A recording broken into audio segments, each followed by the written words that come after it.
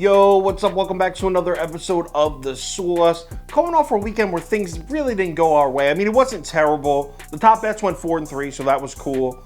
VIP lost, I think, 1.02 units, though. Obviously, losing Sundays are going to happen, but we didn't get crushed or anything. We lost 1 unit, so it is what it is. We move on. Thursday Night Football's here already, and we got a division matchup here. Steelers, Browns, let's go. Welcome to The Sauce.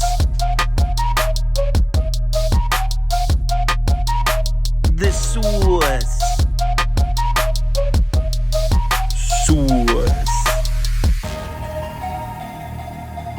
Hey, get the sauce. All right, Pittsburgh on the road in Cleveland here. On Monday morning, this line was Cleveland minus 2.5. Early action is all over Pittsburgh here. 70% early money on the Steelers as of Tuesday morning. Money stays on Pittsburgh through Tuesday and Wednesday. I mean, everyone's on the Steelers here. I think we're up to like 75, 76% of the money on Pittsburgh. Line did hit 5 for a little bit, which is reverse line movement, but it quickly came right back down to 4.5, which is where we're at right now. Browns minus 4.5. So let's cap this game. If you subscribe to this channel, you already know the first step. We're running the numbers through the spreadsheet. According to the model, the line for this game should be Cleveland minus 0.93. So that's about a 3.5 point lean on the Steelers here. So let's break down this matchup real quick, and we'll start with Pittsburgh. And I'll come out and say it. This new look Steelers offense does not look good, man. Just 2 offensive touchdowns through 8 quarters so far this. Actually, 9 quarters if you count overtime with the Bengals. Just 2 offensive touchdowns. The Steelers are bottom 10 in the NFL in the following categories. Check this out. Completion percentage, passing yards, touchdown passes, yards per attempt, yards per carry, yards per game, yards per play, passer rating, points scored, and rushing yards. It's been awful.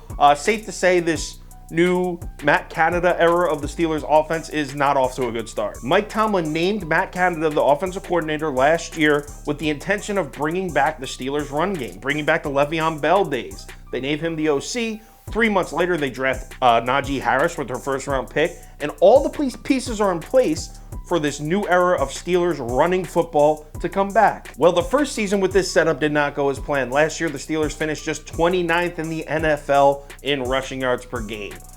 Just 9 yards per game better than where they were in 2020 when they were dead last in the NFL. Now, there is a bright spot on this Pittsburgh offense, though. This offensive line, the Steelers' offensive line, was supposed to be awful this year. Pretty sure they were preseason ranked number 30 in the NFL. Supposed to be terrible, but they've actually held up their end of the deal, especially in pass protection. Mitch Trubisky's only been sacked 4 times this season, twice a game, and 3 of those 4 were definitely his fault. So the offensive line, despite not being very highly touted, let's call it, is actually doing a decent job of protecting Trubisky. And that's extremely nice to hear heading into this game against the Browns, because obviously Cleveland is known for their pass rush. Myles Garrett, Jadeveon Clowney, Chase Winovich.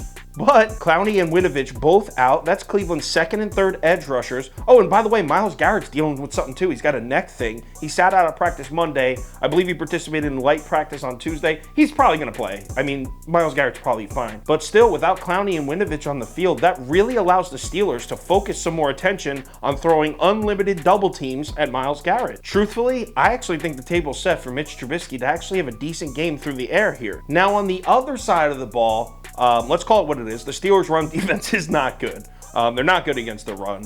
So you might be thinking, yo, Sauce, Nick Chubb and this Cleveland offensive line is just going to come steamroll the Steelers, right? Well, hold up. Let's take a look at Nick Chubb's numbers against the Steelers, because they're not good. In Chubb's 7 games against Pittsburgh in his career, he's averaging just 66.1 rushing yards a game and just 1 rushing touchdown total in all 7 games.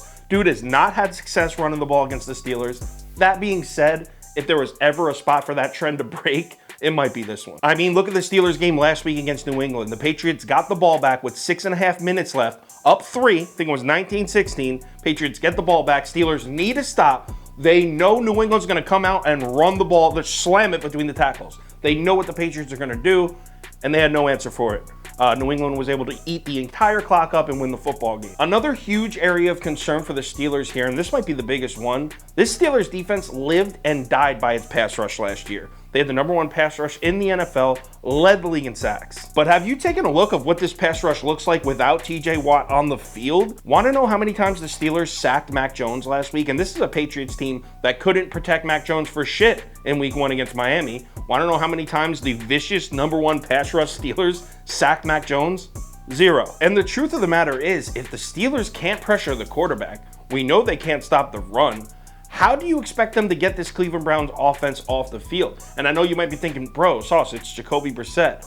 Yo, when Jacoby Brissett has had time, he actually hasn't been bad this year at all. I mean, here are Brissett's numbers from last week against the Jets, a team that struggled to put pressure on him. Look what happens when he has time. 22 of 27, 229 yards through the air, 1 touchdown, 1 pick. He also rushed for 43 yards on just 6 carries.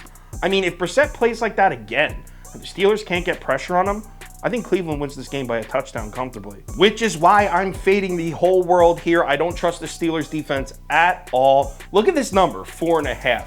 The books are begging people to take the Steelers, and they're all biting on it. Not me. Cleveland minus 4.5. I'm on the dog pound, baby. Give me the brownies. Let's go. If anything changes with this pick, I will let you know on Twitter, so give me a follow there if you're interested. Also, if you're looking for the full ticket with the parlays of the day, underdogs of the day, the top 7 bets, bet of the day, all that stuff that I do, make sure you check out KyleKirms.com or download the Sauce Network app. All right, week 3 is already here. Thursday night football got a nice, I mean, not the greatest game. It's not Chargers-Chiefs, that's for sure, but should be fun to watch. Let's make some money. I will talk to you on Twitter.